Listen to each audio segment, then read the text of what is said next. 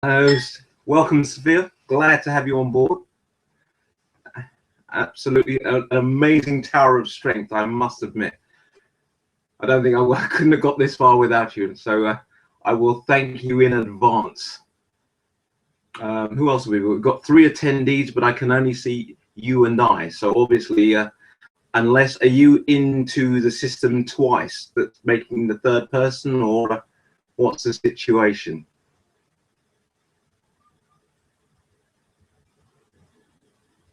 So obviously you're not able to speak. Right. Well, welcome one and all. My name is Robin Nichols. It's an absolute pleasure to be here tonight. If you knew the stress that I had to go through to get here, you would not believe.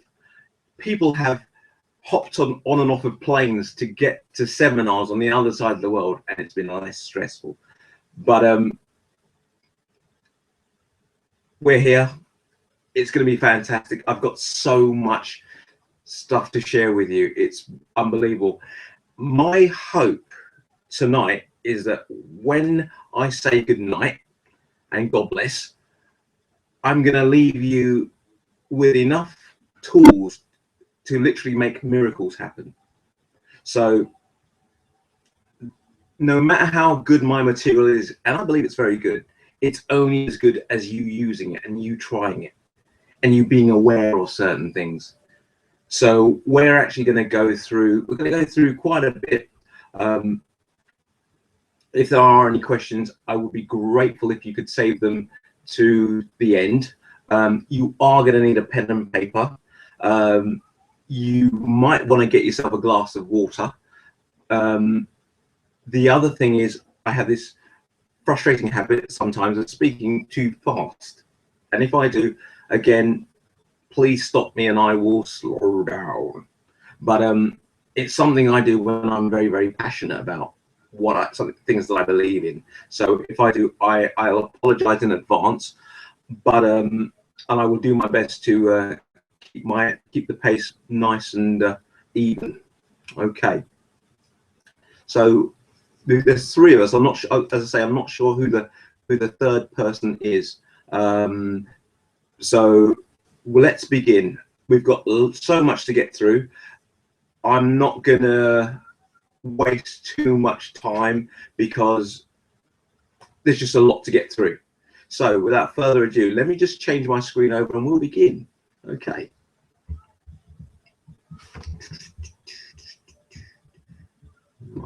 I do my screen share thingy.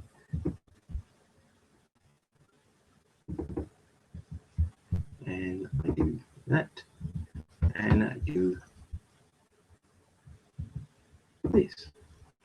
Okay, so welcome to Sales on Steroids. These are 7 secrets of persuasion with unlimited influence. Right.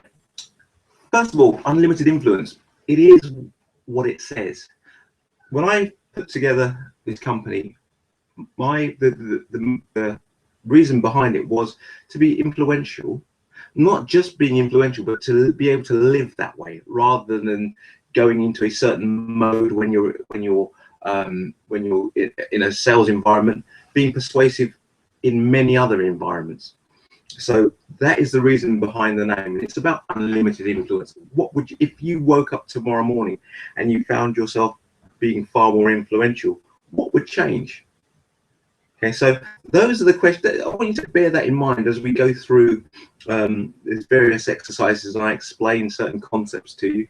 And as I say, if there's anything you're not sure of, feel free to ask a question. As I will try to flick backwards and forwards between slides every so often just to check. But let's see where we end up. This is going to be fantastic. I can feel it. Watch this. Right, here we go. So a bit about me. My name is Robin Nichols. I've spent over 15 years in the automotive industry working for various dealerships. Originally, my first job was I worked in a hi-fi shop and then I became a credit controller. Now, if any of you know anything about accounts and credit control, it's literally one of the most boring jobs on the planet. Credit controllers are the unsung heroes of the world, for the simple reason that on the one hand you've got the account side, which are the boffins, and you got the other side, which are the sales guys, who are the fly boys. Now the fly boys of this world go out, they land the big sale, and they write the contract up, they write the order up, there drinks around all around and celebrations and lots of pats on the back. However, no money has actually changed hands. Credit controller literally plead to get that money in. When he does finally get the money in, he doesn't get in. There's no thanks for it. It's just it's just part of your job.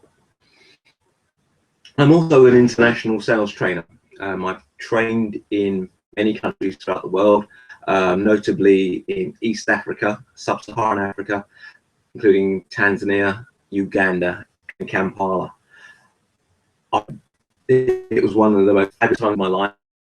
I made friends and I taught a hell of a lot. I literally trained my heart out. I met some beautiful people, made some great friendships, and I literally got people on the map. Some of the people that I was working with had extraneous problems over and above sales, and we, again, because I studied change work, I was able to those problems, any limiting beliefs or as such, I was able to literally, people that weren't that confident in speaking in front of people, I worked with them, and next thing I within literally weeks, they were literally they had their sales script off by heart. They knew what they needed to do, where they needed to be, and I actually taught them to be really hungry, really want, and to really go out and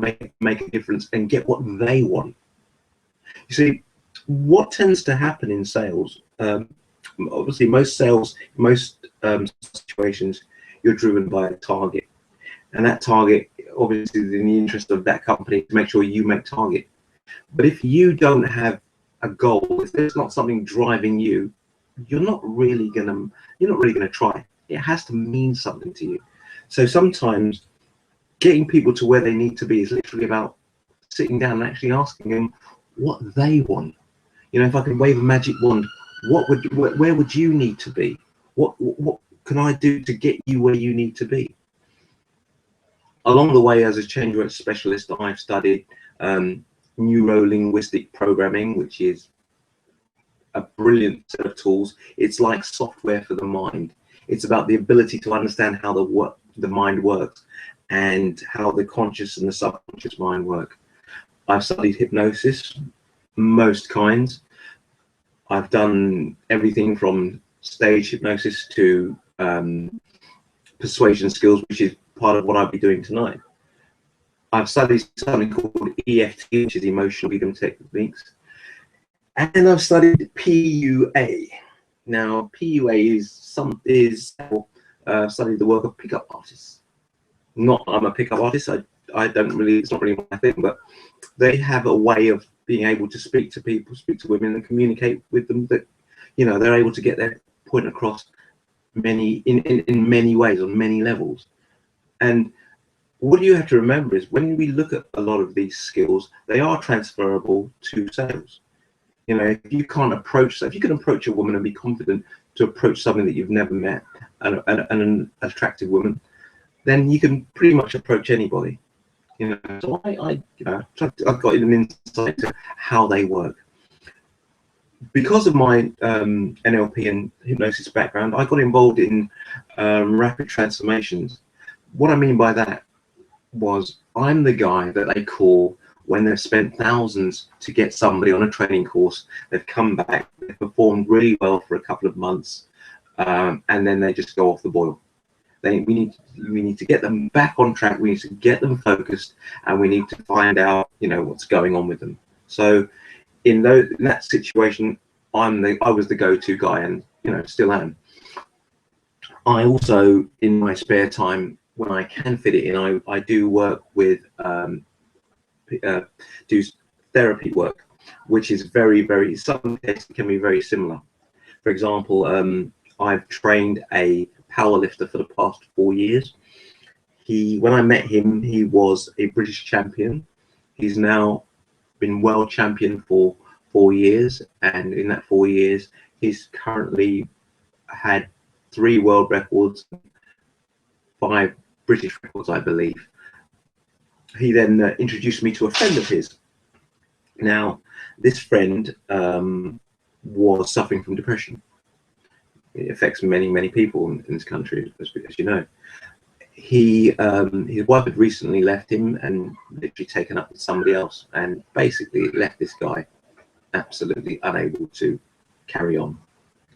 So much so that he was on antidepressants for 6 months. Now I want you to imagine that this guy is a very big guy. He's a policeman, and he's the kind of guy that when I was talking to him, he was telling me that he's witnessed things that you and I would be we'd run a mile from. But this guy has been able to go into situations and deal with situations that you and I would believe. We'd probably fall apart. But he's the guy that literally turns up on a murder scene and sets the whole scene up, the whole crime investigation thing, the whole CSI thing. He sorts things out, he coordinates. And yet, when his marriage fell apart, he fell apart basically, and he just didn't know how to be. When I met him, he was off of work for 6 months, and he was on antidepressants, and he was due to be off for another 6 months, and his job kind of hung in the balance. As I say, this guy, he is a detective, and a very successful one. There's a long career ahead of him, or so he thought. So I worked with him, and literally after 3 weeks, he was getting ready to go back to work. So I had done more to this guy with this guy in 3 weeks than the therapist that he was in, the psychiatrist had done in 6 months. So I'm all about getting people to where they need to be in as quicker time as possible. I think there's a place for counselling and things like that, but what tends to happen is when you counsel somebody, you tend to go over the problem over and over and over and over again. And if that's where the trauma is based, that's the last thing you want to do, because you just keep people in the problem and you keep earning money. And I think there's a level of more immorality to it, but that's just me. And last but not least, unlimited. As I say, I specialize in teaching persuasion and influence skills. I also do bespoke training sessions. I was hired to go to Africa to work with some guys, some companies, and I put together, not only when I first was approached for this assignment, all they had was a PowerPoint presentation. I took that presentation and I made it into a full-time curriculum. It was a sales product presentation. I made it into a separate sales course, product course, customer service, management and motivation, complete with a whole management suite of evaluation tools and lots of other point of sale material. So I literally went from one end to the other with this company. Not only was I shadowing them as they went out to work and literally doing a training needs analysis, an ongoing one, I would then sit them down when we came back and debrief them and go through everything with them. So there was a lot of work to do, and that is just the tip of the iceberg. And what I'm going to be sharing with you tonight, literally, if you were to imagine the human body, I am just sharing with you almost like on a DNA level, just a mere strand. So there's so much to what I actually do. But I'm gonna work with the most salient points that I can, and the ones that you can pick up and walk with and and get on the go and get things moving as quickly as possible. There are 7 secrets. They are secrets. There are things that you can do, and there are also concepts as well. So we're going to be going through that as well. I think you're going to really like this, and I think you're going to yeah. But do bear in mind, it's only as good as your interaction, and it'll only be as good as you playing all out. So let's move on. So before we start, I'm going to ask, this is going to sound weird. If you're wearing glasses, I'd like you to take your glasses off and just rest them to one side. Don't worry, I'm only going to ask you to do this for not even a minute. And there's a reason for it. If you're not wearing glasses, if you don't wear glasses, I want you to take your thumb and your forefinger on both hands and put them together. And point your thumb and your forefinger above your ears. And I want you to imagine you're wearing glasses, and I want you to suddenly take them off and rest them down. Okay. I know it's a very weird thing to ask, but there's a reason for it. And the reason for why I've asked you to do this is a couple of reasons. Now, if you look at the picture, he's wearing glasses. Now, the glass framed around the glasses, you have in front of the glass, you have a lens. Now, that lens is how you see the world. You look out of that lens and you see the world based on your beliefs, on your experiences, and all the things that have happened to you over the years. And those beliefs form the frame that you see things through. So that holds the lens that you see things through. So depending on what your childhood was, what the things that you've experienced in life, you will have a certain view on things, and those beliefs will help you view what I'm saying. What I'm asking you to do is, before you put those glasses back on, I want you to imagine that the beliefs that you have around those frames form 3 questions. The first question is, how could I use the techniques that I'm going to be shown? Okay. The second part of the frame is, where can I use them and what would be different? Okay. And the third part of the frame was, where would this take me? What would be the next thing that I'd need? What would I know? What would I know? Also, what would I notice? What would I notice about other people? How would they interact with me? As you begin to think about it, I'd like you to put your glasses back on and begin to look through those lenses as we delve further and further into persuasion. Okay. Now, my journey started in the 90s. As I said, I was a credit controller. My brother was a car salesman, literally one of the best sales people I know. This guy can sell ice to Eskimos. I was a bit more of a boffin, a bit nerdy, so to speak. I admit it, a bit nerdy. I worked as a business manager for a car supermarket. Now, when he got me the job as a business manager, and he said to me, well, you know, you'll be really, really good at this job. And I thought, my thing was, if I don't earn, I don't. And I wasn't sure. I was really, really worried.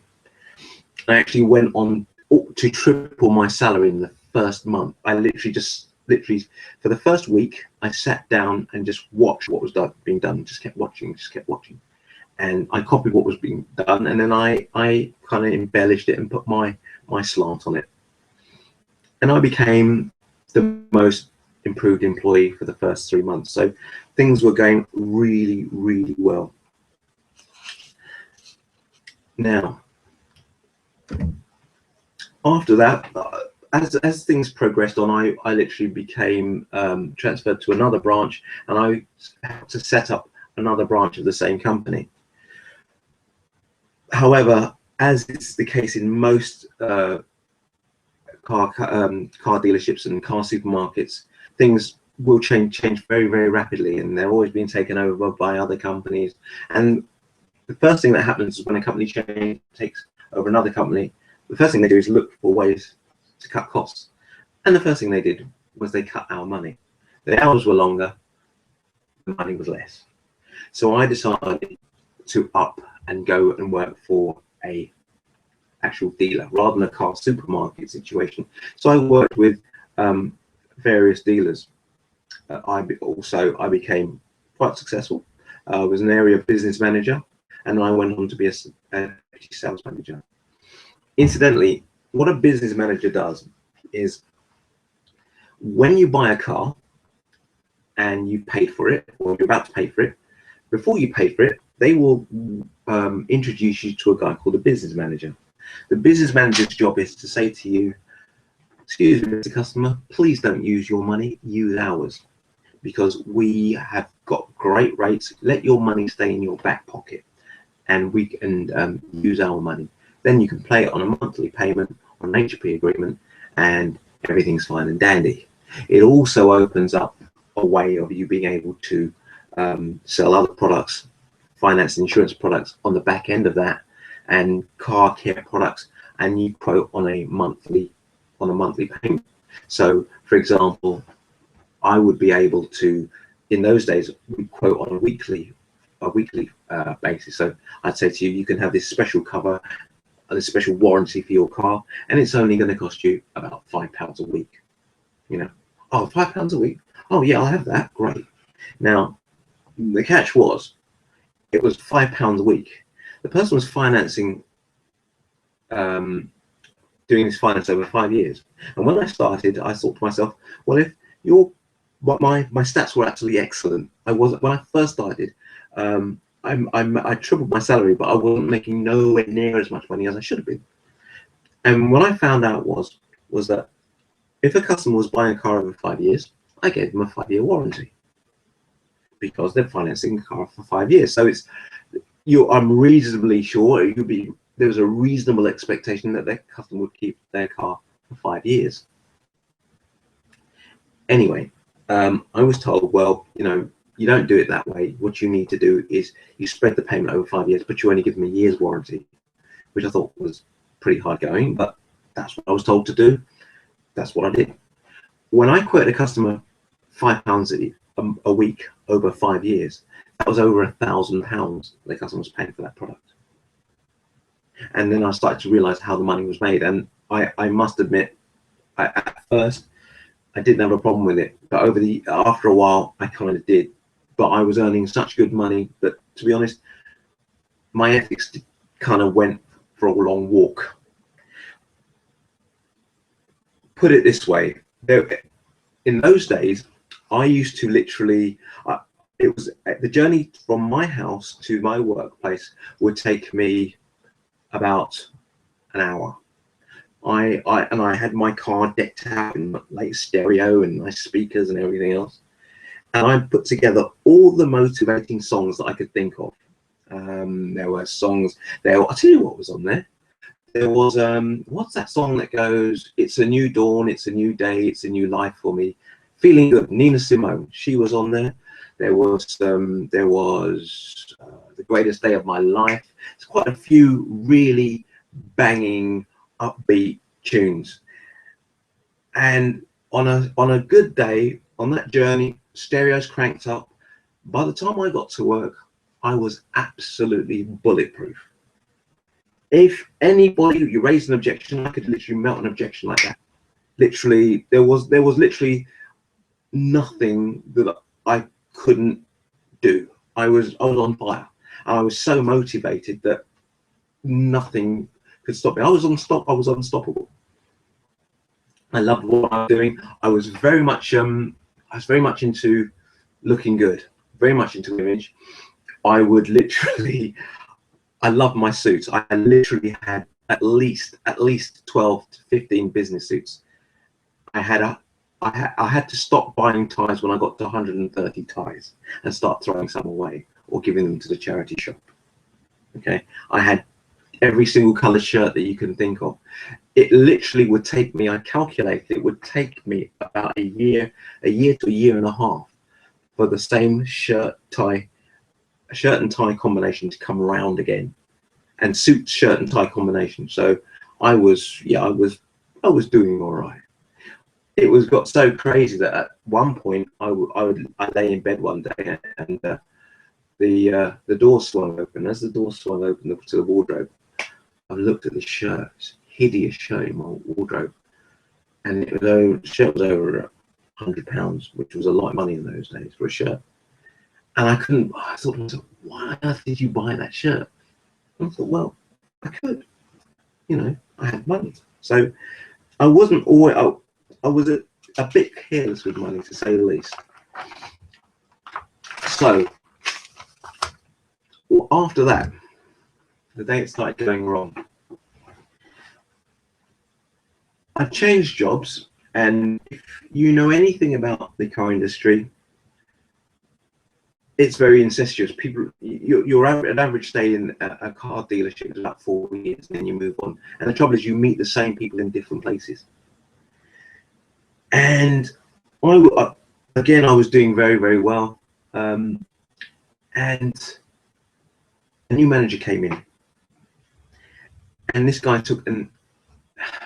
I wouldn't say he took an instant dislike to me, but he wanted things done his way. And what you have to appreciate is that people in that industry, it's very ego driven, very, very ego driven. He wanted things done his way, and I wanted things done my way, and I was very successful. And the trouble is, the more I did things his way, the worse things got. And I started underperforming, and I missed target 2 months in a row. And I don't know if any of you guys watch much TV at all, but there's a series. There was a film with starring Al Pacino called Carlito's Way, and in Carlito's Way, they used to have this term. The name of the term was called being sent for. If you were sent for, then it basically meant you were going to get abducted. Okay, so what would happen is you'd be at lunch, and all the time I was on tentacles, wondering, is everything okay? Have I done everything okay? And then I'd get a call after lunch saying, he wants to see you. I was in Watford, the head office was in Essex. It was in Romford in Essex. So I had to jump in my car, make that journey up to Essex, to stand there and be shouted at and screamed at and demoralized, which basically fed into the fear that I was feeling anyway. And obviously, you've got to appreciate, in those days, I had recently bought my flat. Whilst I lived with somebody, I was the main breadwinner. And it affected me, and I started going downhill, and I went downhill, and I kept going downhill, and I got a written warning. Okay, and I don't know what it's like for you guys, if depending on the type of sales that you're in, if you're in a high pressure situation whereby you really have to perform. Sometimes when you're in front of a customer, customers, it's almost like the way dogs can smell fear. They can smell fear. They can just read you. The more you try to put on this facade that, oh yeah, it's really, really good, and I'm trying to sell this product, inside I was crumbling. I was smashed to pieces. Okay, I mean, in those days, you didn't talk about being bullied. I mean, these are the 90s. I don't think they coined the term workplace bullying, but that's basically what it was. You know, that's what it was. It was nothing more, nothing less. It was just out and out bullying. The other thing is, in sales, the type of salesman that companies love are the people that have responsibilities, because if you have a responsibility, that means they've got you. Yeah, they've got you. If you literally live at home with mum and dad, and things aren't going that well, and you miss a few sales, it's no big deal. The bank of mum and dad will take care of you. At best, you get to drive around in a company car all day, or and you're sometimes your fuel's paid for. So if you didn't hit target, well, at least you had a car to smoke around in for a couple of days, or a couple of months. So after that, I literally started. I had to work on myself, so I started reading more and more personal development books. I attended all kinds of seminars. I literally put together, right now I have a massive library of courses as well as books. And so much so that I literally can only have a fraction of them with me. I then discovered NLP. NLP stands for Neuro Linguistic Programming, and it's basically a set of tools for the brain. It's like software for the brain, and it teaches so many different things. It can be used for therapy, and it can be used to change your pattern of thinking, and it can be used for persuasion terms as well. And I discovered that most people are literally slaves to their feelings and their emotions, and they do run on autopilot. Their brains literally run them. They do what they always do, and most people don't actually realize why you do what you do. And so much so that it comes out in their language. You say, well, I just do it. It just is. It's just the way it is. As if their brain is something that they're a slave to, and they have to do what their brain says they need to do. Okay. And I was literally attending a lot of NLP classes, reading up on stuff, and literally working on myself. But one of the things that I discovered a massive problem in a lot of these courses. But before I go into that, this is just 1% of my library. This is just a tiny smidgen. I think there's Think and Grow Rich there. There's The Art of War by Lao Tzu. There's the Tao Te Ching there. There's books on spiral dynamics. There's Robert Giuliani's book on leadership, and there's some The Biology of Belief. It's a fantastic book about how beliefs affect our health. I thoroughly recommend that. Another good one, Simon Sinek, Start with Why. Another good book. It literally teaches you about if you read it, it's like comparing Apple to Samsung. Apple don't start with the problem. Apple create a product, whereas Samsung starts with a problem and fixes a problem. Okay, and it explains why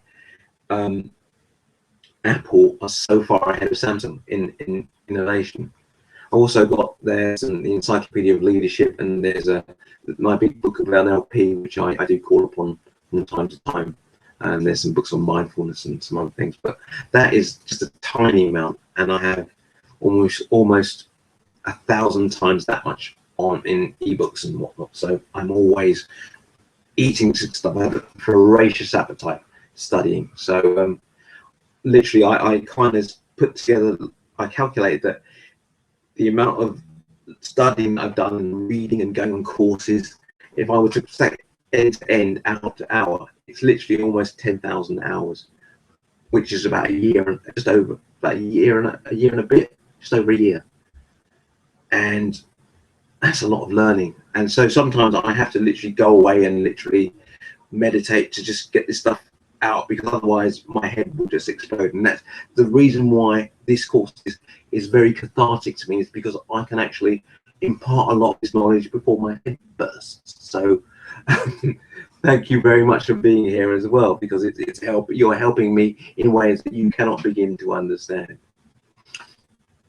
Okay, so back to our problem. Many of these courses, they weren't real world. What I mean by that is, and I don't know if you've ever visited any or gone on any workshops. There is a tendency to want to make something fit, even if you don't understand it. It's a bit like saying somebody says 2 and 2 equals 5, and you're so blissed out and so happy clappy in these in some of these workshops that you say, yeah, it does equal 5. Well, and part of you knows it doesn't really. it's not tailored for the individual. So what would happen is a lot of these courses, they gave you so many tools, and a lot of the tools weren't really valid for the kind of things that I was doing. And a lot of the people that go on a lot of these courses are practitioners, and they will help people who have got problems, and you know, medical problems and psychological problems. It's all good, but for persuasion and for sales, it just doesn't add up, because what was happening is they were giving you bits of everything, and by the time you tried to get back to the part that was really you were really interested in, you only got a tiny bit of it. So as I say, most of the tools that I didn't actually want or need, they you know, later on they come handy, and every once in a while a client will throw up something that, you know, is a bit out of the ballpark, and something that I, you know, or part of that problem might have to be treated in a certain way, so I'll use a certain intervention to deal with that problem. You weren't told how to apply them. Again, we're back to the happy clappy thing.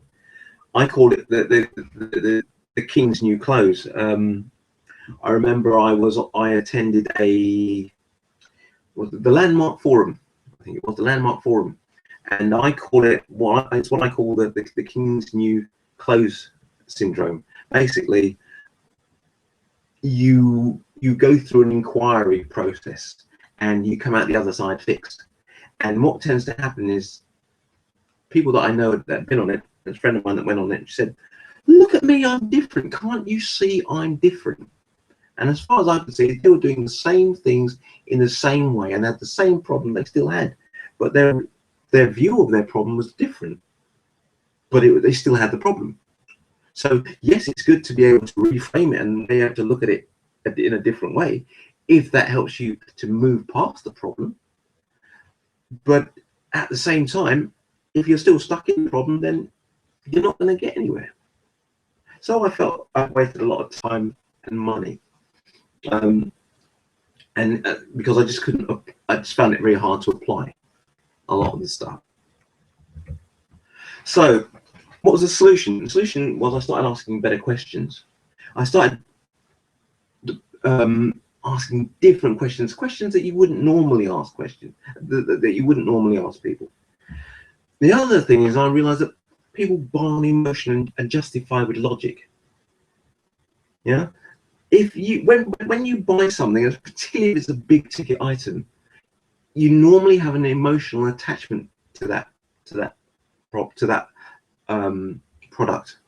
You know, if you think about it in terms of phones, at the moment the two biggest manufacturers are Samsung and Apple. You know, there was BlackBerry, but they don't even get looking these days. Now, at the end of the day, if you were to think that people buy phones for one of 5 different reasons: to talk to somebody, to text them, to have emails, to have a camera, and what's the 5th thing? To be able to video chat, shall we say? Okay, there's 5 things. Most phones on the market will do all of those things, and yet those 2 manufacturers continue to dominate the market. And so you have to ask why. There is that people have an emotional attachment to these products, more so Apple. You know, when you think of it, why would you actually queue outside a shop to be the first person to buy a phone, when a part of you knows that you're the first person, and if something's going to go wrong, if there are problems with that product, it's going to be it's going to go wrong with your product, with your phone, because you're the first in line. You know, I started thinking about this, and it was at that point that I decided I knew I wanted to be a sales trainer. But the other thing was, the questions that I put together, I started asking, enabled me to learn about myself, but it also enabled me to be able to sell more. I would ask customers different questions, the kind of questions that cut to the heart of why they wanted the product. And you ask the questions not to actually get a logical answer, but you ask the questions to get an emotional response. And that is one of the biggest mistakes that salespeople make. They literally ask logical questions, and they don't ask emotionally based questions. For example, have you been in a situation where somebody's tried to pressure you into buying a product or buying whatever, and you said, I don't know, it just doesn't feel right? Now, if you've got a reasonable listening skills, the answer is in the question. It doesn't feel right. So why would you try to play to somebody's to play to logic when you should be going down the emotional route? Why would you do that? So you start throwing in more features, more benefits, more features, more benefits, and you just haven't realized that there is an emotional need that needs to be fulfilled. The minute you start to understand this and start looking for the emotion behind why people want your product or want this product, the emotion behind the problem that they're looking to have solved, that's when you start to be more persuasive. Anybody can go to a sales training course. There are so many of them, but persuasion is about being able to move you emotionally. That is one of the biggest differences between normal sales and persuasion. Persuasion appeals to your emotions. Okay. Now, the other difference is sometimes if you're through sales, you can get an emotional response, but you stumble upon it. Supposing there was a step-by-step way of getting those emotional responses to make sure that customers, one, they like you, two, they like your product, and three, they actually want to do business with you. You know, that's what it's all about. It's about asking better questions, questions designed to move people. So the second part of my my journey was to becoming a trainer.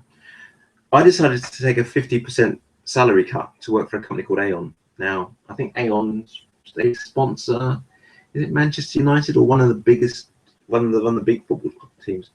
They are literally about the second or third largest insurance company in the world. I literally I took a 50% salary cut to work with them, and my job was to go around the country training business managers to become better at what they did.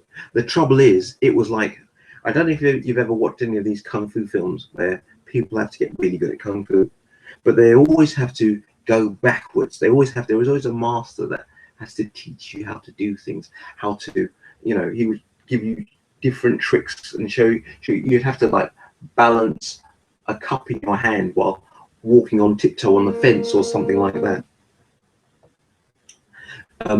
These are the course that I had to do would literally start me from scratch. I had to drive up and down the country to visit dealerships to persuade them about the benefits of having a business manager.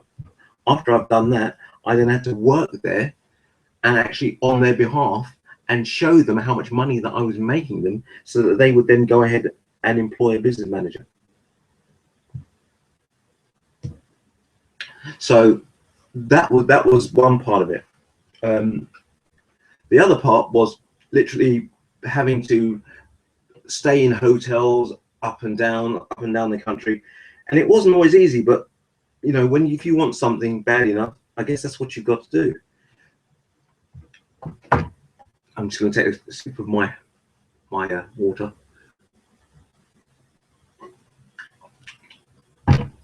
So I became better at training. I literally learned to train salespeople. I started using some of these techniques, and I got better and better at it. And I started training people to ask different questions. For example, I trained salespeople that, instead of just asking for their order, I would ask them which product would they prefer. Now, it's an innocuous question, but which product would you prefer? Would you prefer product A or product B? You actually have three choices. Would you like product A, product B, or no product at all? But by leaving out that third option, they were going to take one. It didn't matter which one they took, as long as they took one. It gives you the illusion of choice. The other thing that other questions I would start to ask is, how do you buy? When you have to buy a big ticket item, or when you have to buy a car, or whether you have to buy a skirt, how do you buy it? Do you just go out and go into a shop and want to buy a black pair of trousers and buy it, and just buy the first that you see, or how do you do it? You know, I learned that men and women buy clothes differently.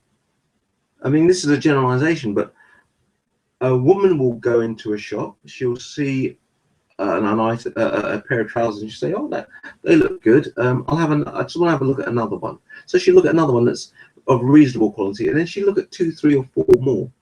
And after a while, the pattern goes haywire. So the original one that was the best, you've moved on from that. So you can't remember. Sometimes you can't remember which one was the best, which was the best pair of trousers. So you end up, you used to hear a lot of husbands saying, which one do you think? And they would say, "Oh, just buy that one." "Oh, you're just saying that because you want to leave the store quickly." It's about having a buying strategy, understanding a person's buying strategy. Why is that important? Well, if you're talking to a customer and you say to them, "Well, you bought this product before, these types of products, how do you normally shop?" And they tell you, then later on when they say to you, "Oh, I'm going to see, going up the road to see another competitor to have a look." If they've told you that's what they normally do, why are you going to get nervous or jittery when they've told you that's what they do as part of their buying strategy? These are the things we take for granted. Most people will do their homework before they come and see you, and 9 times out of 10, part of that homework comes from, or their research comes from, people that don't particularly know but think they know. I call them regs. There's always a reg. A reg is somebody's like, "Oh, I'm thinking about buying a new car. Oh, I want to buy one of those. I've got a friend of mine who bought one of those, and the wheel fell off. It wasn't the same car. It wasn't the same manufacturer. It wasn't. There was so many differences, but they will tell you that you shouldn't buy it. But they don't actually. They've never bought the product before. So somebody once told me, if you want to buy a house, go and ask somebody who's bought a house. That's it. Go to people in the know. Don't have a chat over the fence with your next door neighbor, because they're not gonna steer you straight. Okay, so that was one of the biggest lessons that I'd learned. So our persuasion. Secret number 1. Persuasion is not manipulation. The difference between persuasion and manipulation is your intention. If you intend to bamboozle somebody, if you tend to create a win-lose situation, you are manipulating them. You can dress it up, you can call it whatever you want, but if that is your intention, you are manipulating somebody. However, there are caveats to that. If you have to say something to your child to get them to go to bed because it's in their best interest to go to bed, and you manipulate, you don't lie, but you say something like, "Okay, I want to stand up. I want to. You want the child to go to bed. Okay. If you go to bed now, I'll give you a biscuit. If you go to bed now." You're at the end of the day, your intention is to get the child into bed. So again, you have to. If that's manipulation, that's what you have to do. So understanding the difference between, it's not the tools that you use, it's the reason for doing it. If I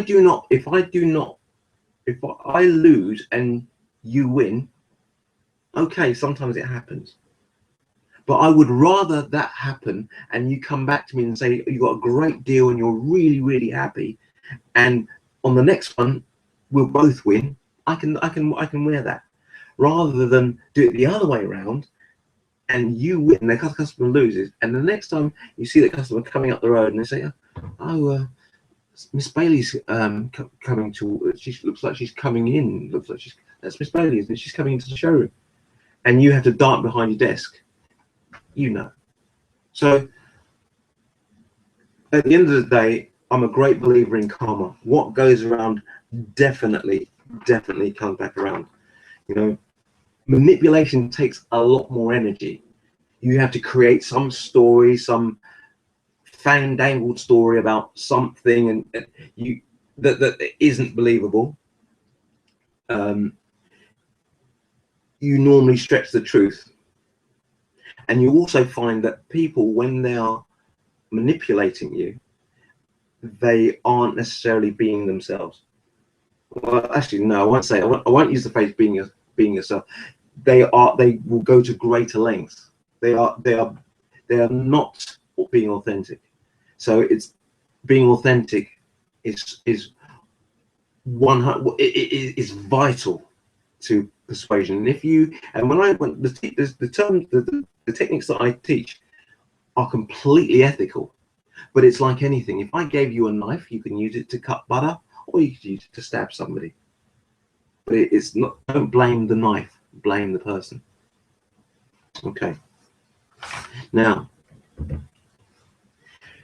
secret number 2, persuasion is a dance, not a monologue. You know, one of the things I always used to drum into my students is telling isn't selling. Stop telling people about your product. Ask them questions. Ask them questions. Look for a response. When you've got that response will tell you where you need to be going. Look for an emotional response. It's an interaction. It's a dance. I teach people rapport skills, because when you have deep rapport with somebody, you're able to move them from one place to another. But it's not a monologue. Imagine, persuasion is a bit like, I want you to imagine you walking along on a summer's day, and you're walking near a cliff, and you hear this voice, and as you look over, there's this man falling, is slipping off the bank. He's about to go over the cliff. Okay. When that happens, you reach your hand out, and you have to look at him and make sure that he knows he's got you, and then you pull him up. Okay. The downside of it is, though, that person could also pull you over the edge as well. So there has to be a level of a bit of a dance, a bit of maneuvering between the two of you, but you both understand that the person that's being helped understands and realizes that he's being helped. Okay. It is a dance. It's literally, I teach unconscious communication, so I teach things like pacing and leading, how to pace somebody's breathing, how to literally give that person the impression that you and this person are one. Okay, ultimate rapport. I had my students do breathing exercises for over an hour, and practice talking to somebody and actually breathing at the same rate that they breathe. Because when you do that, you become one. People like people who are like them. People also like people who are like who they want to be. Yeah. If you imagine you were sitting opposite somebody, and as they're talking to you, there's something about them. There's something about the way they talk to you, the way they smile, the way they are with you, that leads you to believe that this person, I could just easily talk to this person. I feel as though I've met them before. And in many occasions, people have actually come up to me and said, "Do I know you? Have we met before?" Literally because you possess a set of skills that you use unconsciously. This is why my company is called Unlimited Influence, because it's not a coat that you put on. It's something that you do. It's a way of being. Okay, so it's just something to bear in mind when you're persuading your customer. Start to ask questions, but also look at the response to the questions that you're asking. I teach my students to ask different questions and start to notice the response you're getting, because the response is a barometer as to whether you're going in the right direction or not. I also teach people how to understand body language, because sometimes when you speak to a customer, the customer will say to you, you'll ask them a question and they will say yes, and they want to go ahead, and yet their body is telling you something different. Now, how do you know which one to go with? How do you read those signals? Persuasion is about unconscious communication. Okay, I'll teach you how to do that, how to recognize, how to recognize when somebody's telling lies. For example, those of you that have children, you probably already know this, but you don't realize how you know. You could probably ask your son or your daughter a question, and you can tell when they're telling a porcupine. But how do you know what it is that you know? You'd say, well, I know. Well, what I do is I'll break that down and I'll show you how you know. Okay, so what else have we got? Right, now this flies in the face of everything that I've just said. Everybody says, and I've heard it on a couple of seminars very, very recently, you know, just be yourself. Sometimes you don't want to be yourself. A lot of people walk, if you think about it, we have the cosmetics industry, the plastic surgeries industry. It's all about being changing it. Everybody wants to be somebody else. So sometimes the last thing that you should tell somebody is to be themselves. Because when when I was younger, I was incredibly shy. So when somebody said to me, well, just be yourself, that's the last person I wanted to be, because I'm shy. So, yeah, okay, be myself and watch me make an absolute fool of myself. So what I would do is I would look for role models, and my favorite role model is this guy. Now, to me, Denzel just does it for me. Denzel, literally, the minute he doesn't even have to open his mouth, he just has to smile in that way, and you just like, okay, I'm ready. I'm ready to listen to what you say.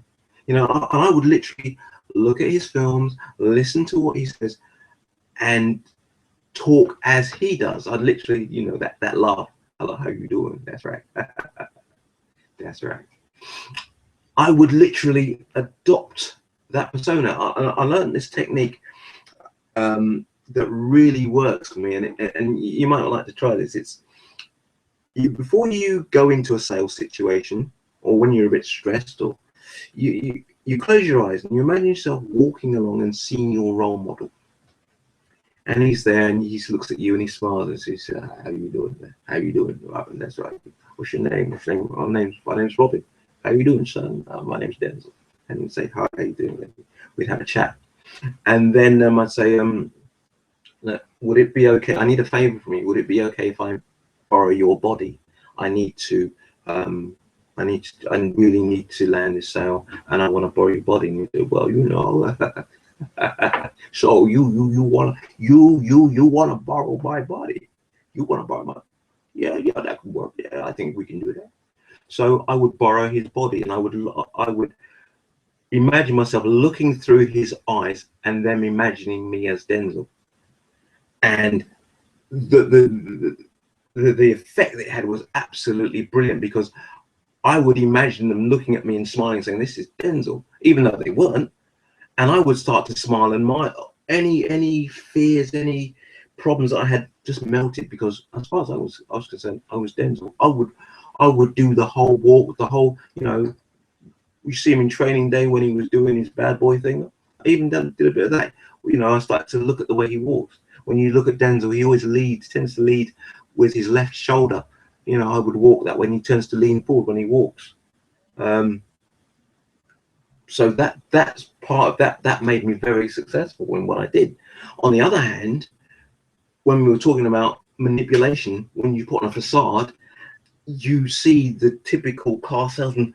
Hi, how are you? How are you doing? And it's just too much. It's literally, I am a car salesman. I'm putting on this facade, and I think to myself, I don't talk to people like that. You don't talk to people like that normally.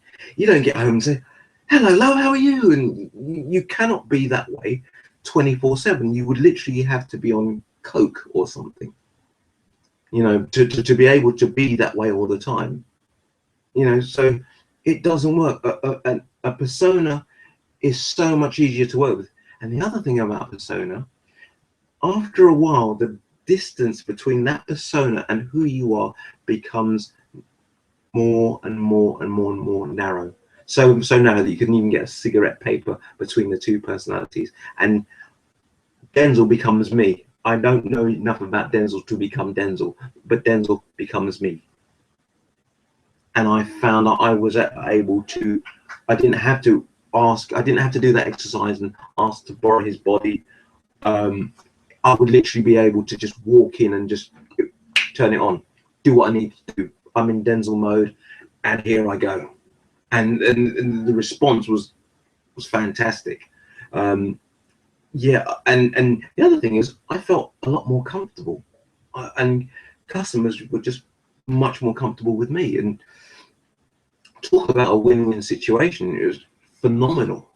So the takeaway from this is, use your favorites. You don't have to be yourself. Think about your favorite role model.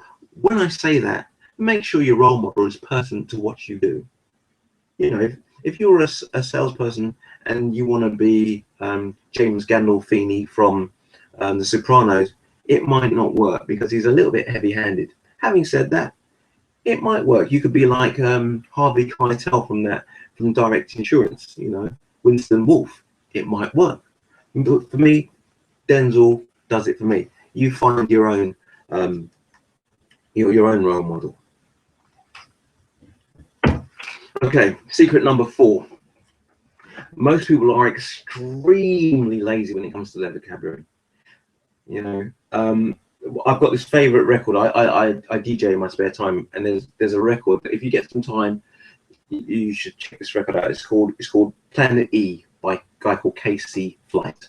And basically, there's a lyric where it says, Petey was holding a 40-ounce bottle in the palm of his left hand. Now, Petey was talking about the same thing to the same people around the same time last week, letting the days go by. We talk the same, use the same words all the time.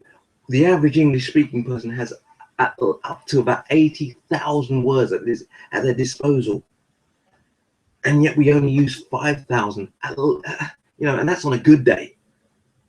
So you're saying the same things to the same people and expecting a different response. And you know, I think it was Einstein that said that's the definition of madness. How can you use the same things, the same words to the same people and expect a different response? You know, we are the chief primate. We have evolved amongst all other animals. Okay. It doesn't make sense to be able to use the same words and expect a different response.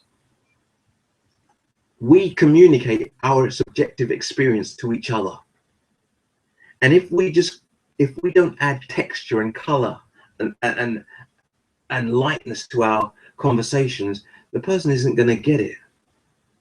You know, if you think back, our ancestors used to tell stories that would have us spellbound. And they weren't half as smart as we are today. And yet, what was it about the way they would tell a story that would keep you riveted and literally hanging on their every word? You know, let's start really using, being aware of our language.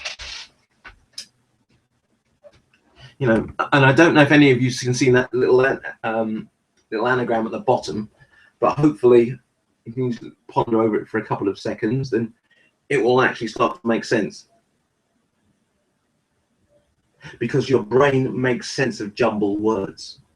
As long as the first word and the last word makes sense, it will fill in the difference.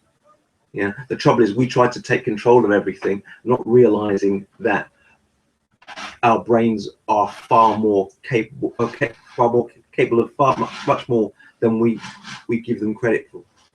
Okay, I want you to another part of this is I want you to think about the way we use words. As I said to you earlier, I said to you, you know, please have a pen and paper to hand. I've got some words that I'd like you to write down. Okay, I'm going to go through this reasonably quickly because we're really moving on time. Okay, I want you to write these words down. Okay, naturally, unlimited, aware, obviously, begin, already, easily, graciously, before, during, after. Okay. So I want to, hopefully, I'll give you a couple of seconds just to write those words down. Now, there's a reason why I'm writing it. I'm giving you these words, and this is probably one of the biggest secrets that you can take away. If you start using the secret tomorrow, I guarantee you will definitely notice the difference, not just in sales, but in your communication. One of the biggest secrets that for you to realize right now is most people think in terms of pictures. If I were to say to you, what color is your front door? You'd have to think of a picture. Your brain automatically goes on a quick search, finds a picture of your front door, brings it to your conscious mind, and you answer me that it's red or green or whatever the color is. Okay, so we think in terms of pictures. Now, going back to our words, think about this. You become 100% more persuasive when you can move people's pictures around. So let's go back to our words. As you naturally begin to think about the pictures that I've just raised in your mind, you might call upon your unlimited power to notice that you can obviously move them around in a way that only you know how. So as you begin to do that, I want you to become aware of what that feels like. And you can continue to listen to me with new eyes, fresh eyes, and become even more aware of the implications of learning covert persuasion, whether it's to persuade your boss to get a raise, or to be able to have more control over your children. You can begin to naturally tap into this God-given right. Before too long, you begin to notice how easily my words are flowing, so that by the time you realize how persuasive you can be, it won't be long before we get to the offer at the end of this presentation, and you'll want to capitalize on that offer, because you'll realize by the end of this presentation that it's what you really want, won't you?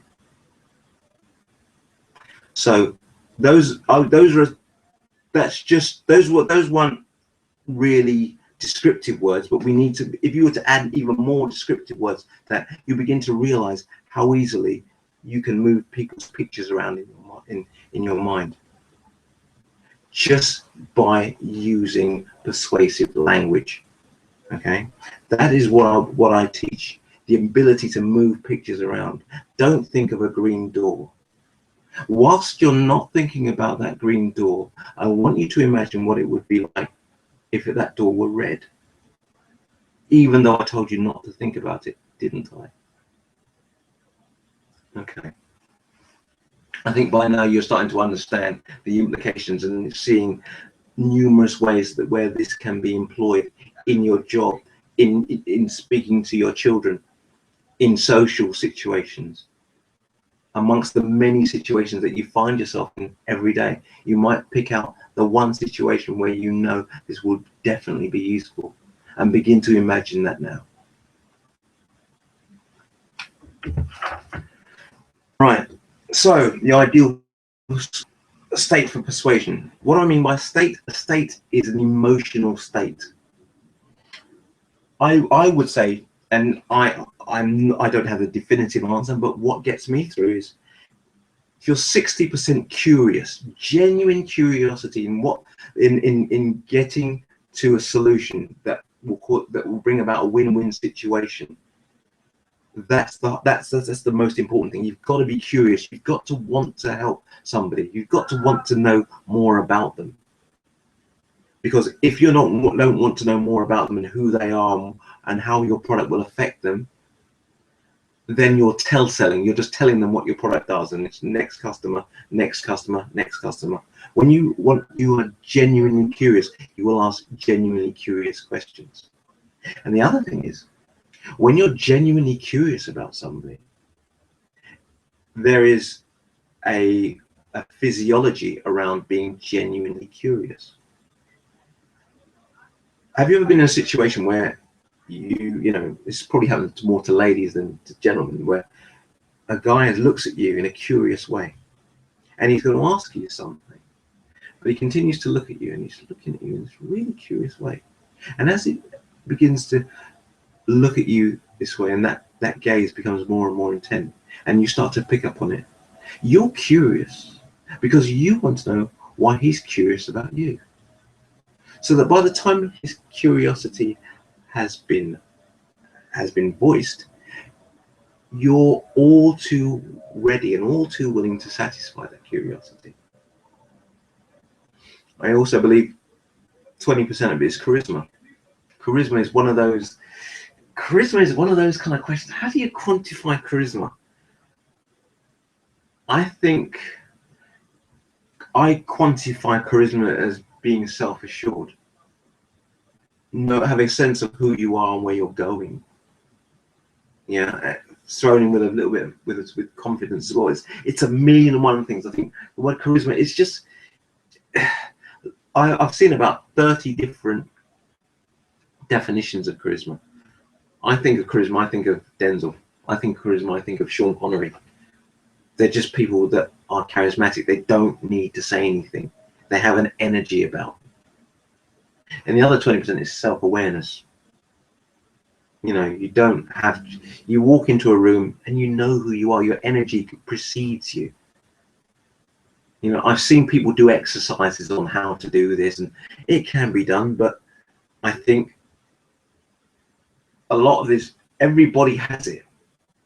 What you've got to remember, everybody has charisma and everybody has self-awareness. Even if you don't, because there are times, in order to know what you have to know what you haven't, you have to know what it is to know what you haven't got. Oh, I'm not very charismatic. How would you know if you're not charismatic if you didn't know what it meant? You know, there are times when you were charismatic and you don't even realize you were.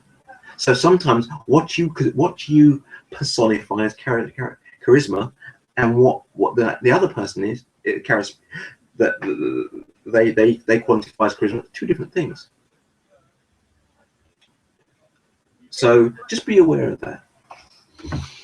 Okay, mastery. The only way of mastery to master is practice, practice, practice. There's no shortcuts. You just literally got to know what you're about.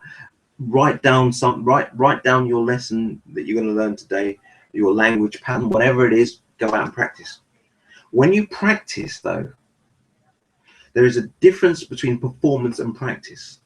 When you practice expecting that you might fail. When you're performing, you don't expect to fail. When Lewis Hamilton goes around the track on a few practice laps, he understands that he's aiming to get around the track in a certain amount of time. So he's practicing. That's why it's a practice lap. So there is less pressure on him because he's practicing. When he's out there in the actual race and the Grand Prix, he's not practicing, so the stakes are higher. And I think a lot of us get this mixed up and we beat ourselves up when we're supposed to be practicing. And because we have a performance approach to practicing, when it doesn't go right, we get discouraged and we stop practicing, which is completely the wrong way. Your practicing is your playground.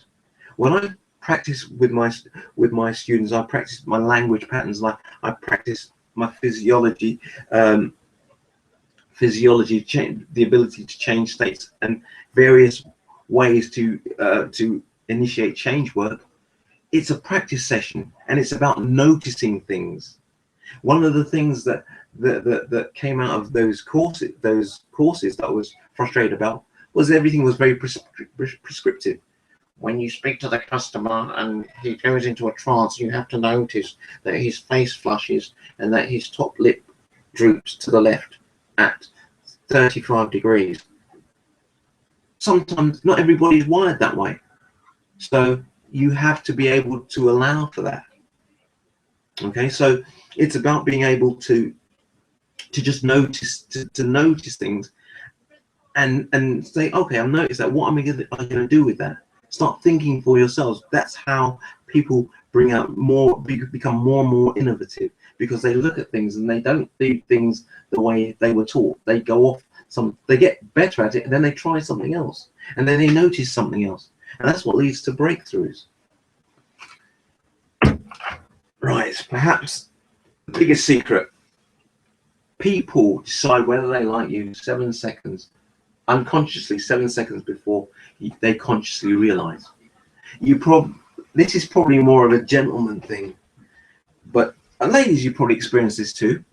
You probably, when you were younger, you brought your boyfriend home and your father says, what do you think? After he's gone, what do you think? What do you think? And I like him, and I don't like him at all. And they would say things like, I don't know, my spirit just don't take him, you know, I just, in the spirit, I just don't take him. Something about, he just didn't, something about this person that just made your father, or your mum just dislike this person. And the rest of the time is used for ways to justify why they didn't like that person. Okay, now, so you only get one chance to make a first impression. If you're going to make the first impression, put your best foot forward. When somebody comes into your office right now, let me ask you this: if I were to visit you at work doing what you do, how would I know that you are an authority figure in what you do before you even open your mouth? Do you have certificates on your wall to show what you've done? Do you dress in a certain way? Are there any practices that people associate with somebody of that profession? Because what I would do is as a salesperson, I would, as a business manager, I would have all my certificates around, my training certificates, that I'm recognized by the Financial Conduct Authority or whatever it was called at the time, and I would have all these certificates to show that I am trained to transact financial business within a car dealership.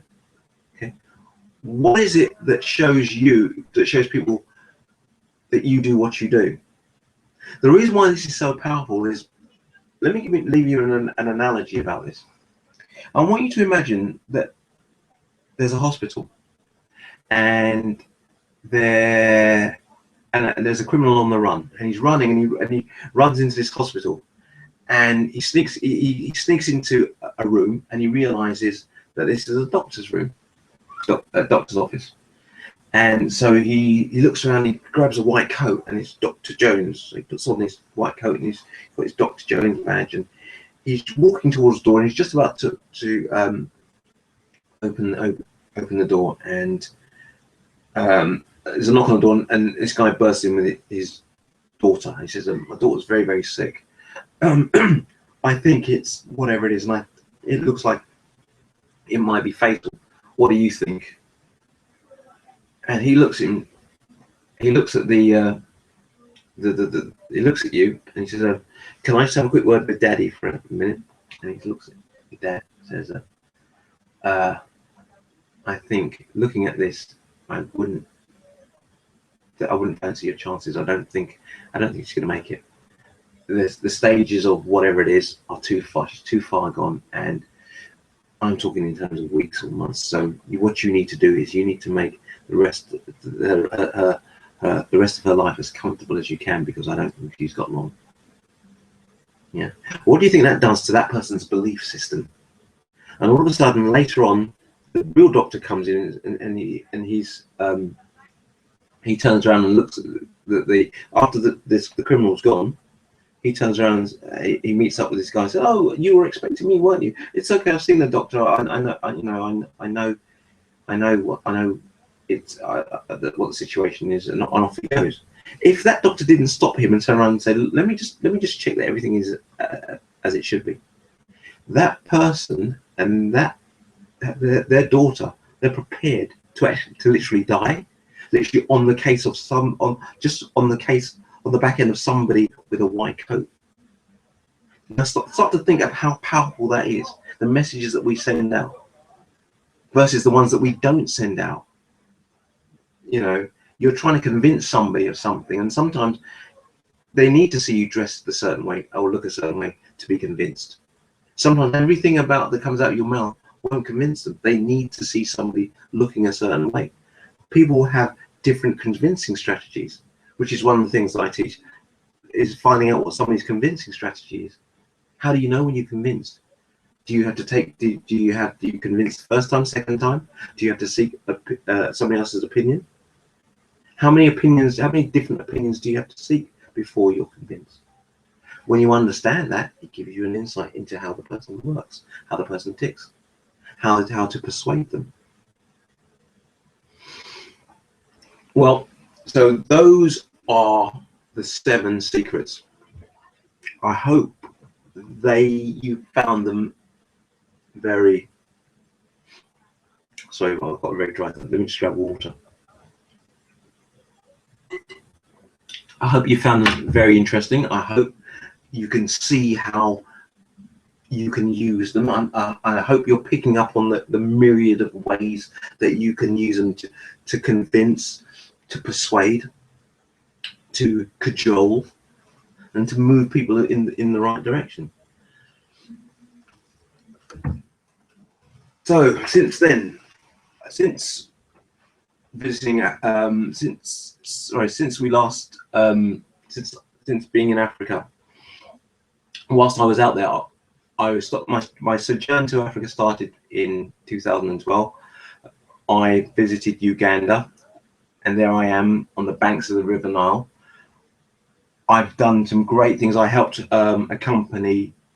I trained a team of 12 people in these techniques, and within that time, the difference was absolutely phenomenal. I managed to get at least a 15% uplift in sales in 3 months. And on the back of that, when I tell you that the company itself were almost flatlining before I actually got over there. So it was a question of literally we need to get some skills down. We need to get some self-discipline down. So it was a myriad of things, techniques that I used with these guys. But they are, luckily, the company's doing extremely well now. I still hear from them, and hopefully within the next year or two I will be back out there and maybe doing some training. But the only thing is I didn't get to see enough of the country, so when I'm out there again I intend to go on a holiday, but hopefully it will turn into a working holiday. I also trained a team in Tanzania. Absolutely fantastic bunch of guys. They were selling building materials. I trained their telesales people. I worked with their outgoing team. We put together more and more systems and processes together to actually help them to sell. I actually also put together some bespoke material for them, point of sale material. We've also worked on sales techniques. I would shadow them, and I actually became their sales manager for nigh on 4 months. So I was part trainer, part sales manager. An absolutely fantastic experience. So why would you want to stop at sales? Why stop at sales? What else could you be more persuasive at? You know, supposing you could become the alpha male in your group, what would that mean? You know, being in a situation where you literally could walk into a room and set yourself up as the alpha male and literally have people flock to you. Why work the room when the room can work for you? You know, set yourself up in a certain way. Become literally more attractive. And when I say attractive, unconsciously attractive. How can we use persuasion to help you find your soulmate? Basically, I've devised a system called the Unlimited Influence Persuasion System that sets about asking the right sets of questions to fast track deeply into that person's personality, to find out exactly who they are, to find out what things are important to them, and to actually match those values with yours. Because let's face it, unfortunately, when something, you know, they say when something is too good to be true, a lot of the time it is too good to be true, and unfortunately we are swayed by a pretty face. Sadly, but many of us are. When somebody sells you, sometimes, and it's sometimes I know guys, pickup artists, that would actually use it as a line, and they would actually tell people that I'm not the kind of guy you should be looking for. Oh no, you're nice. You are. You're really lovely. You're really nice. no, no, you don't know me. I'm just, trust me, I'm not a really nice person. Oh yes, you are. You're gorgeous. And they tell all their friends about this guy and how great he is. And then, you know, a couple of months later, I can't believe he's done this to me. How could you do this to me? I told you. I told you the kind of guy I am. You know, so finding your soulmate, fast track. You know, pick, choose, and refuse.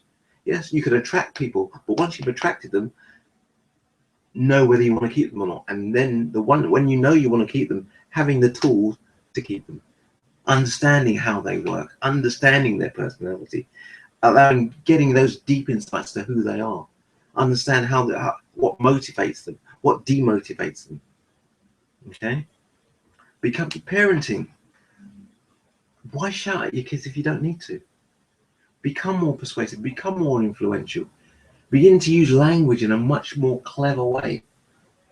I gave you a little taste of it earlier, and those of you that are already up, you know, on the intake will actually see.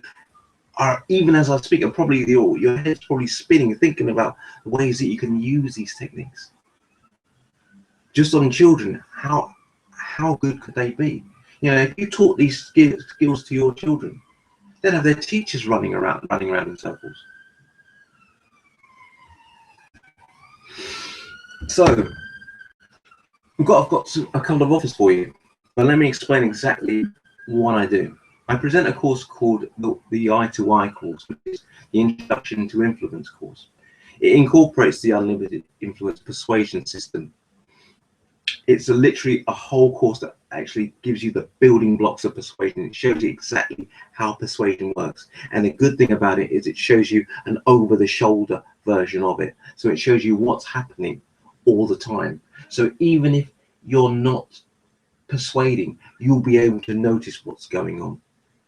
Okay, I also give you an hour's coaching call with that, and that comes out at £197. Now bear in mind, after midnight these prices will go up by £200 each. Okay, now we've also got the Unlimited Influence Advanced pack, and the Advanced pack gives you the Eye to Eye course, Introduction to Influence. In the Introduction to Influence, you're going to learn things about like how to pacing and leading, how to communicate unconsciously with people, how to get rapport like that, how to literally get on with people, even people that you don't know how to get on, you wouldn't normally get on with. One of the things I love teaching about this in this course, in the Introduction to Influence course, is how to maintain your state of mind. The biggest reason why sales fail is because salesmen cannot adapt to bad news, or they cannot adapt to things they didn't particularly plan for. You know, because I need to think about it. The minute somebody says I need to think about it, you literally you sometimes see salesmen look as though they've just been shot. You know, it's a Bambi moment when Bambi died. You know, it's like, oh my God, you need to think about, what do you need to think about? And what happens to your state? Your state goes down. Maintaining your state. Once you can maintain your state of mind and your frame of mind, you're able to motivate other people, the frame of mind of your prospect. You're able to ask better questions that will induce that would shift their state of mind, so that it becomes more like yours. An example of this is even in normal persuasion. If you wanted to ask your spouse something or for something and she was in a bad mood, you would not go ahead and ask her. You have to find a way of putting her in the right state of mind so that you can ask that question, so that your chances are raised exponentially to get the outcome that you want. Don't ask her if she's in a bad mood, because it's not going to work. So you're going to get the building blocks of persuasion with the Introduction to Influence course. What you're also going to get is the Master Persuader course. Now the Master Persuader course takes what you've already had and takes it to the next level. What it's going to do is, if you think of the building blocks of persuasion, all the things that have to be present. Okay, how to get somebody's attention, how to lead their attention, how to gain rapport. When you start talking to them, you're going to want to be able to weave in and out of, you use language that is more persuasive to actually draw them into your to your conversation. You're going to become more and more influential because people will start to hang on your every word. You'll start to notice people smiling at you more. You'll be able to, your boss is in a good mood. Here's the thing, there's a saying that says, when two opposite states meet, the person with the stronger state wins. So you get up tomorrow morning, you just had a lovely morning in bed with your partner, and you are on top of the world. You're literally skipping and dancing down the road as you make your way to work. Your boss, on the other hand, has literally had a morning from hell. He's about to go through a divorce. His wife is screaming and shouting at him, and he is angry, and he wants to kill everybody that gets in his way. He's been cut up on the way to work and almost hit his car. Plus, when you walk into his car, it was raining and a car drove by and splashed him from head to toe. So he is seriously ticked off. When you and him meet, you're both in opposite states. Yet whoever has the strongest state will shift the other person's state. So either one person you will either kill him with love, or the other person will literally make you hate yourself. It all depends on who has the stronger state. And when you learn how to shift people's states, you put them in the right state of mind for you to deal with them. Many of you are doing this anyway, but you don't realize how or why you're doing it, or how it works. I also give you my objection handling mastery course. What I've done is I took 6 months out to actually understand exactly what objections actually are. And the clue of it is, it's not what you think. There is more to it. There is a science around objection handling. Okay, and when you get really good at this, it's like, throw me something else. It's like you will literally become, imagine an objection being like a tennis ball and you being Roger Federer. You're literally batting it every which way. You're Novak Djokovic. Go on, ask me another. You become a Jedi master. You can literally bend your language around an objection and have somebody see it from a completely different point of view. Okay, I've also thrown in an additional bonus there, which I'll tell you about in a minute. But that's coming out at $397, which will rise to $597 after midnight. And then we have the ultimate persuasion mastery. You get the one-to-one courses I've spoken to you about. Incidentally, that one-to-one course, you're going to get everything you need to know about physiology, body language, what it all means. There are lots of body language books around, but the way I put it together is completely different. Okay, I show you exactly what things look like. I've got pictures, and I've literally broken everything down for you. You've got the Master Persuader course. In that, I give you a word salad, similar to the words that I've used before, but I break them down into types of words. You know, so that as you begin to listen more, you find yourself being drawn deeper and deeper towards the ultimate persuasion mastery, not even understanding why you are drawn now as I speak to you. You learn how to use your voice, how to use tonality. People always talk about tonality, but they don't talk about all the components to tonality. I think it was Charlene that was who is a vocal coach was touching on that. We go into that. We talk about pitch, cadence, rhythm, timbre, so many aspects of tonality.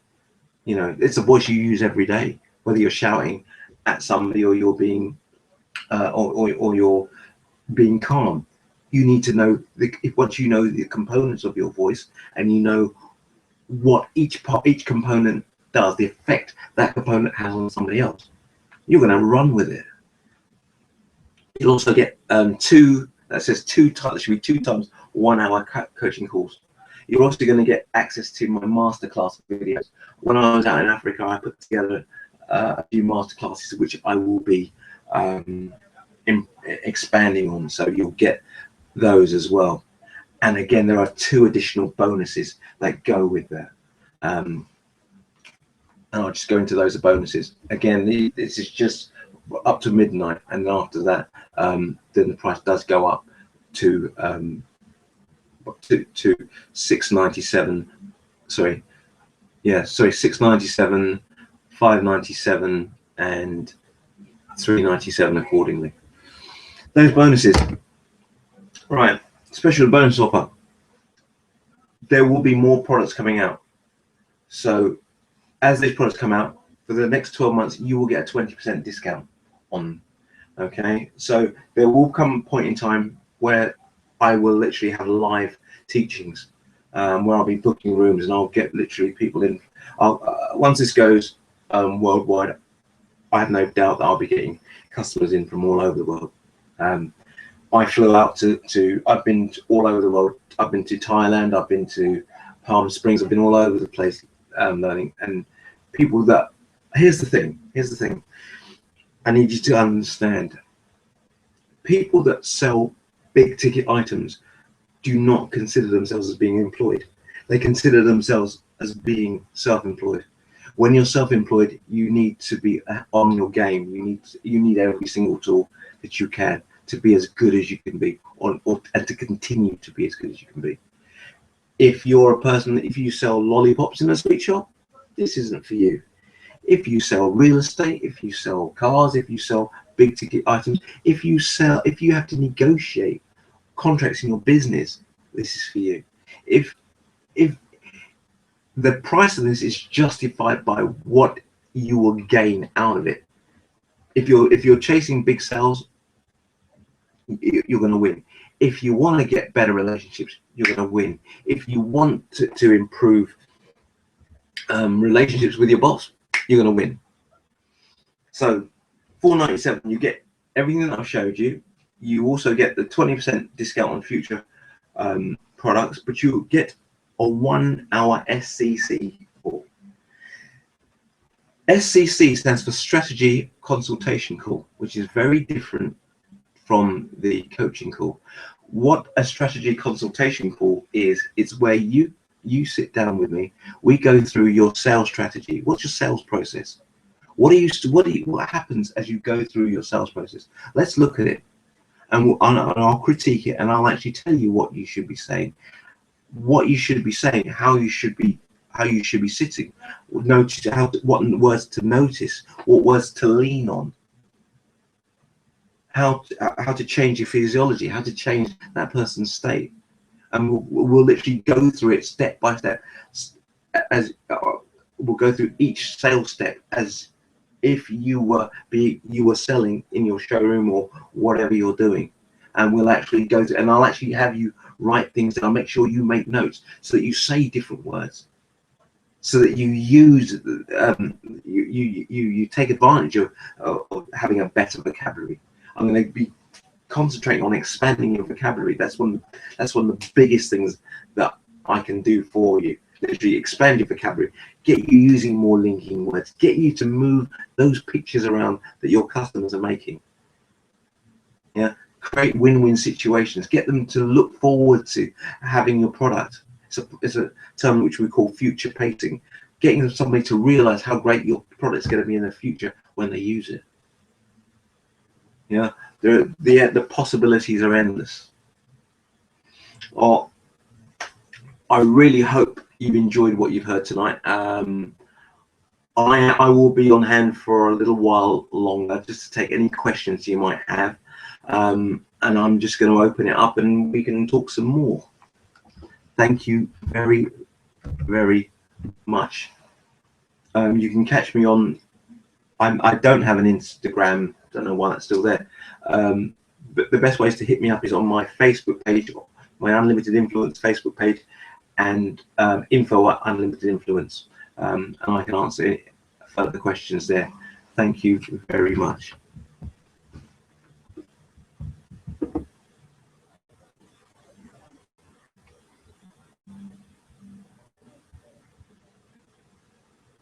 Okay,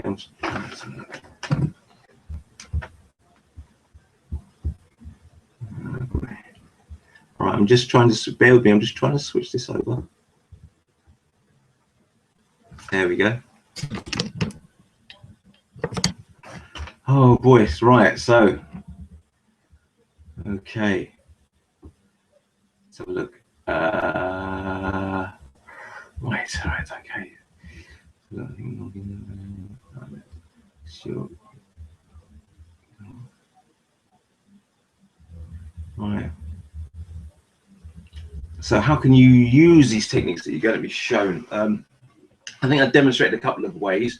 Certainly, whether you're talking to your children or you're talking to your boss, you might remember one of the things I demonstrated was the illusion of choice, where you literally talk to somebody about what it is where you want to take them, and then you give them a choice of asking them, would you like to go this, would you like this product or that product? It's the illusion of choice. That's a technique that you can use. You can use it at work, you can use it at home. Persuasion is part of when two people meet, there is persuasion. Any conversation, there is a level of persuasion there. What will be different? What will be different is that you will find that you're able to gain what you want much more easily. I do put a caveat on it, and I do say to you that there is a responsibility to this. These techniques are extremely powerful, and if you're not doing what you should be doing, or if you're not using them with integrity, or and you're using them immorally, then karma will come back and bite you pretty hard. So I'm glad you understand the difference between persuasion and manipulation. It's fundamental you understand that. And the trouble is, the thing about it, when you do understand it, if you then go beyond it, part of you already knows when you already have. Ultimately, yes, ultimate rapport. It is ultimate rapport. When you, I don't know if you've ever been in a situation where you're just with somebody, and sometimes, we talk about awkward silences. Silences are silences. They're only awkward if we make them so. Okay, a silence cannot be awkward. A silence is just a space where there's no talking, there's no sound. That's all silence is.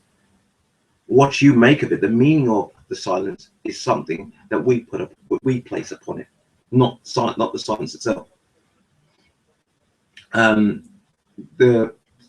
buy the full package, you can contact me on the info at Unlimited Influence, and I can put through your order. I have a PayPal account, so I can do that. That's not a problem. I hope that it's been you've got a lot from it. The great thing about it is that this is going to be on YouTube, so I think you'd agree that there's a lot of resources there, and obviously a lot of people would actually charge you to listen to this stuff. But I'm very passionate about what I do, and with me, it's just about getting people to where they need to be. A lot of this stuff is used in used in therapy as well. A lot of it comes off the back of a very famous hypnotherapist called Milton Erickson. As far as the offer, it is up by midnight. However, off air, if I can, I am willing to work something with you. If you put down a reasonable deposit, then I can work with you around that. And we can work out some form of payment plan, but a lot of it depends on the amount, the deposit that you're actually putting down. But yeah, we can work something. Well, if there aren't any other questions, I hope you've enjoyed the content. I seriously hope and pray that if you use at least 3 of those 7 skills, you're going to notice a difference. You're going to notice your conversations improving. You're going to notice people reflecting back to you how good you sound, because we just make so many throwaway comments. We don't actually think about the quality of our language, and when you start to do that, you're gonna you trust me, you're gonna see some amazing changes. Thank you very, very much for listening, and I look forward to hearing from you. Thank you very much. Bye bye.